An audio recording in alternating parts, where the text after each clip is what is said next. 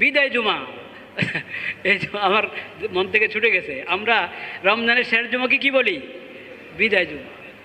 আসলে তো সব জুমায় প্রথম জুমা কি আবার আসছে নি? দ্বিতীয়টা আবার আসছে, শেষ জুমা আবার আসবে না। রমজানের খালি জুমার দিন কেন, প্রতিটা দিনে তো শেষ। যেই দিন পার হলো ওই দিনকে আবার পাচ্ছি। তখন বিদায় জুমা এটা দুই অর্থ।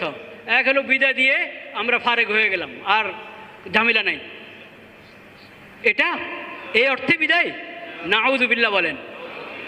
আরেক অর্থ হলো বিদায়, বিদায় জানালাম মানে আমরা যে হারাচ্ছি, এক মাস পেয়েছিলাম, বরকতের এই মাসটা শেষ হয়ে গেল, এখন আমাদের দায়িত্ব এই স্মৃতি ধরে রাখা।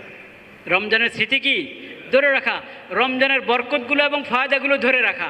রমজানের সবচেয়ে বড় ফায়দা কি? তাকওয়া। সবচেয়ে বড় ফায়দা কি?